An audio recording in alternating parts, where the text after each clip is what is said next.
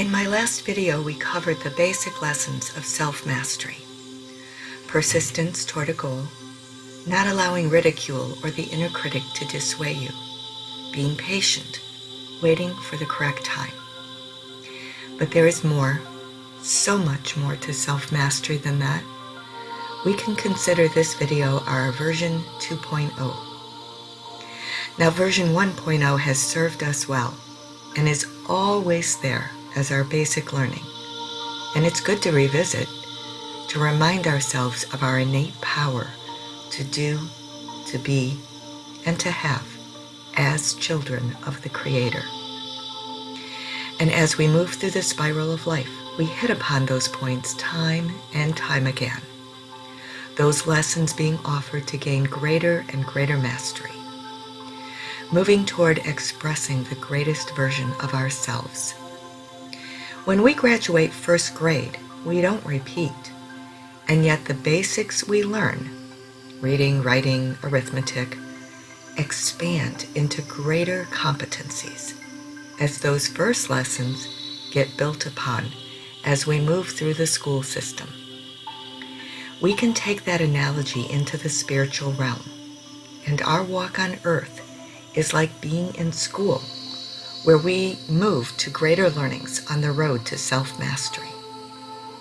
But oftentimes we get stuck. We forget our power. We feel less than. So there are two tools I'd like to remind us all that we have.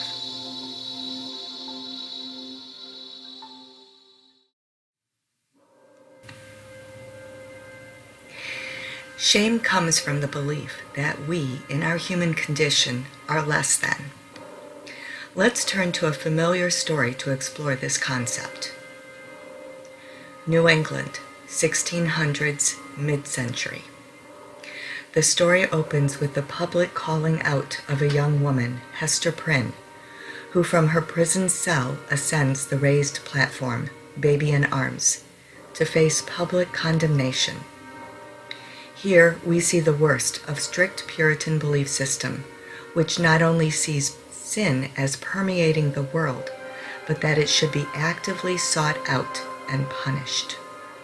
Her crime? We see an embroidered A on her breast, and realize through the unfolding of this story that Hester, a married woman long separated from her husband, has committed adultery, and the child is the herald of this crime. Repeatedly, Hester is subjected to humiliation in the town center. Yet try as they may, the authorities bent on their own brand of justice cannot get her to reveal the father of the child. Hester remains in the town, although shunned and scorned for years.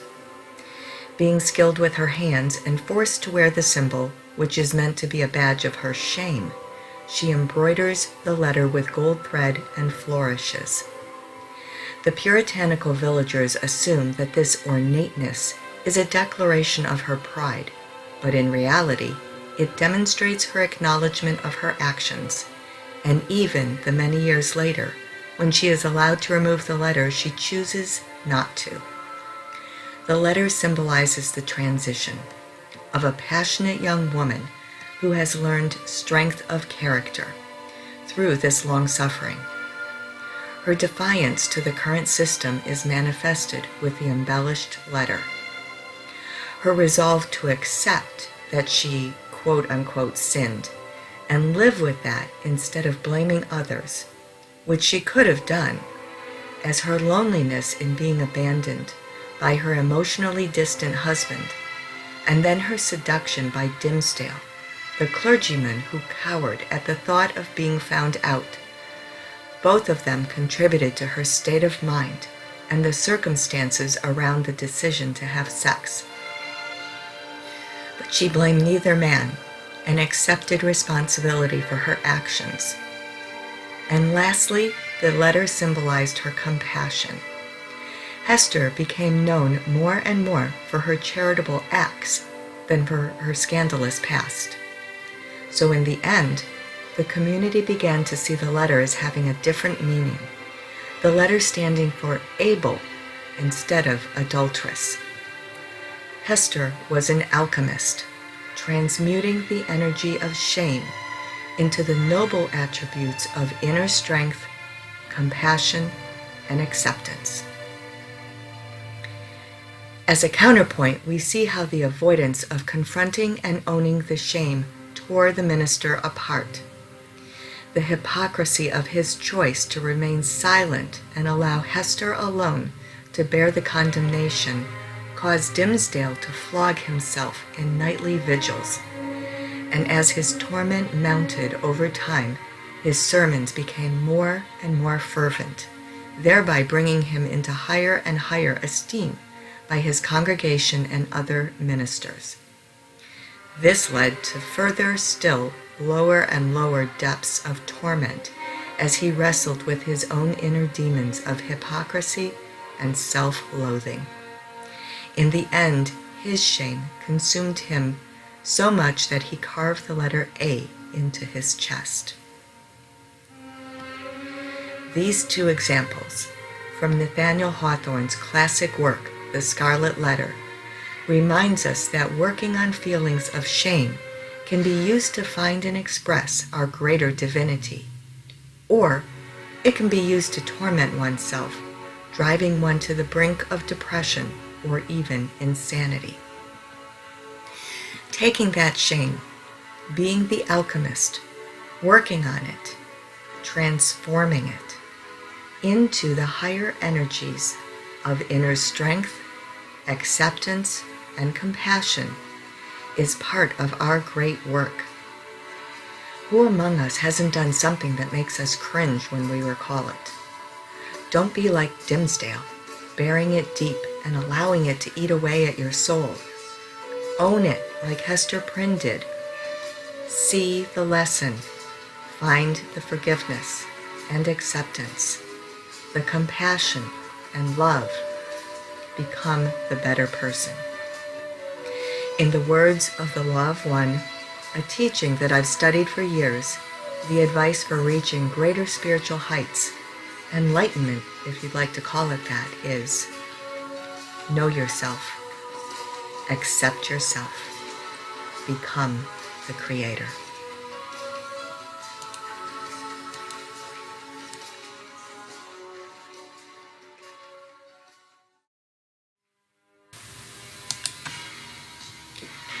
Our next story is of an officer candidate for the Naval Aviation Academy.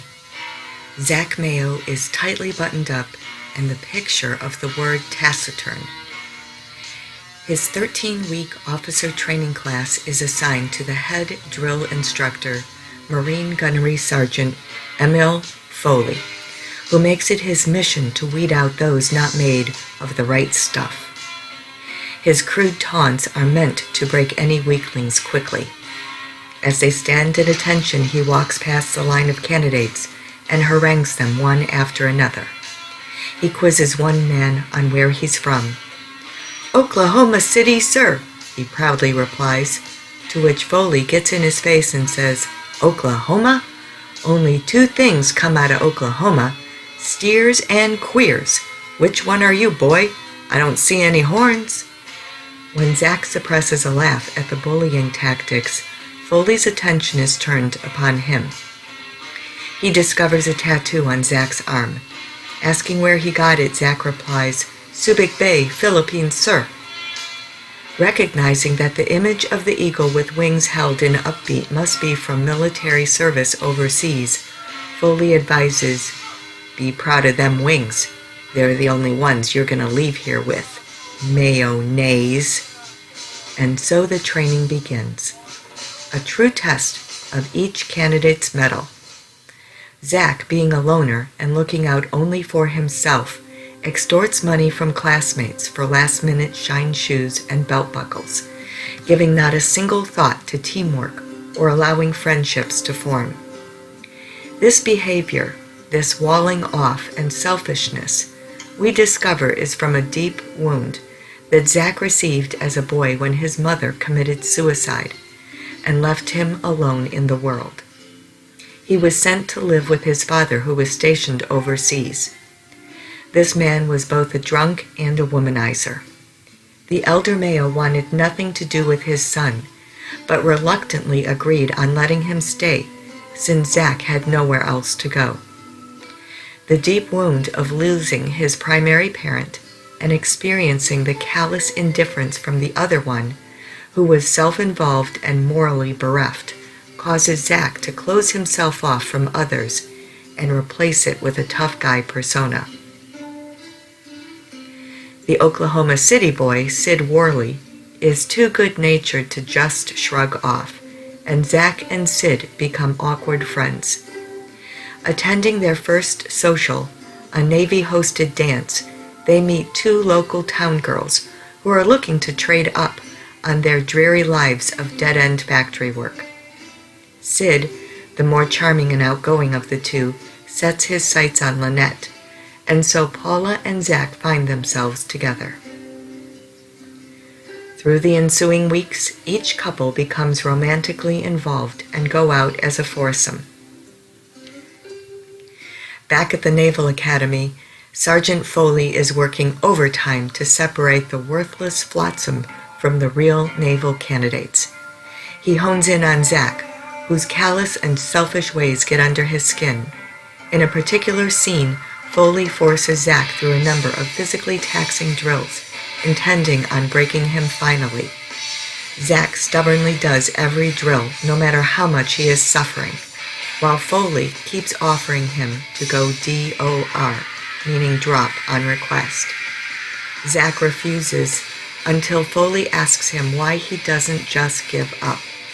At his breaking point, Zach struggles to sit up and shouts, "I got nowhere else to go," and says it a second time with a breaking voice, a scared, lost look on his face. Here we are reminded of that boy who was left alone, abandoned, and had nowhere else to go, the physical agony being no match for his emotional torments. Meanwhile, Lynette decides to rush matters with Sid by telling him she is pregnant. Paula advises her not to, but Lynette does it anyway to force an engagement before he graduates. After some soul-searching, Sid realizes that he never really wanted to become an aviator and DORs, leaving without even saying goodbye to Zach. He finds Lynette and proposes to her, but when she discovers that he dropped out, she rejects him, stating that there is no baby and she wants to marry a naval pilot, not some Okie from Finoki, cruelly yelling at him, asking who drops out at week 11. At the same time, Zach discovers that Sid has left the academy and goes searching for him. Finding Paula, with whom he had fought earlier, together they go looking for Sid at the house the couple was renting and find Lynette there. She tells them what happened. Panicked, Zach and Paula rush to the local hotel, burst into his room to find that Sid has hung himself. Zach struggles to free Sid, but when he finally gets him down, realizes it's too late. Zach, dealing with this loss, encounters his dark night of the soul.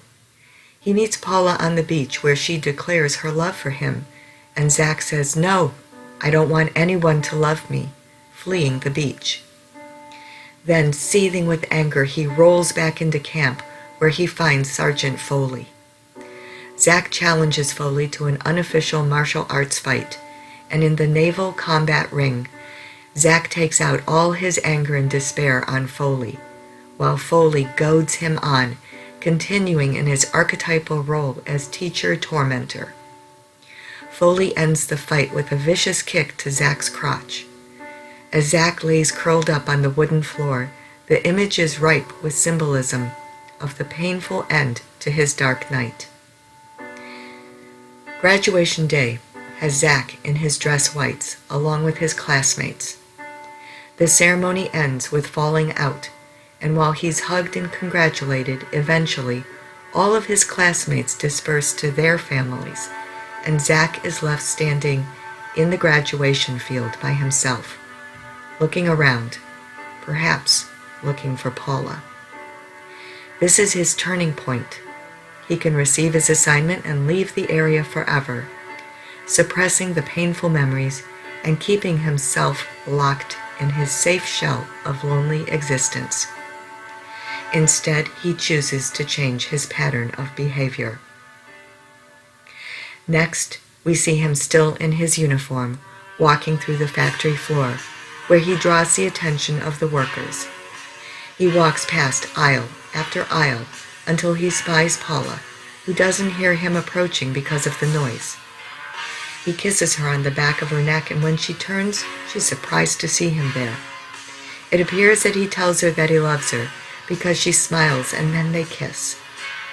Sweeping her into his arms, he carries her out of the factory like the proverbial knight in shining armor, finally allowing his heart to be open.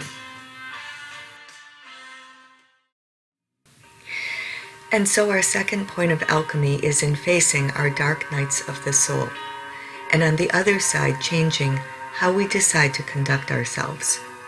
We don't have to get to the brink of darkness like Zach did, though. We can examine our lives for the heartbreaks and difficult times and work on them. There are many ways to do this: professional therapy, shadow work, or, as discussed in my third video, using a process, that of placing the event with all its thoughts, perceptions, and feelings into each chakra, sequentially working up from base to crown. I found for those really awful deep wounds that it can be like an onion, peeling away layer after layer. So that process, the chakra meditation process, might be done a number of times for one particular experience. Each time, the power or energy of the painful experience lessens. Or you can add in some other process as you wish, and then inviting a portion of yourself back, like Zach did. That aspect of himself that was able to proceed with a more open heart, allowing him to love, not only inviting it back, but welcoming it with some sort of ritual or ceremony, which has personal meaning. And then the final step can now be done, that of changing our pattern of behavior.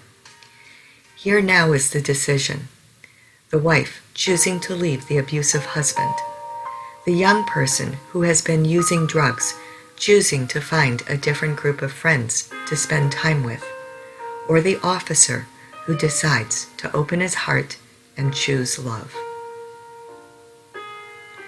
We are all alchemists.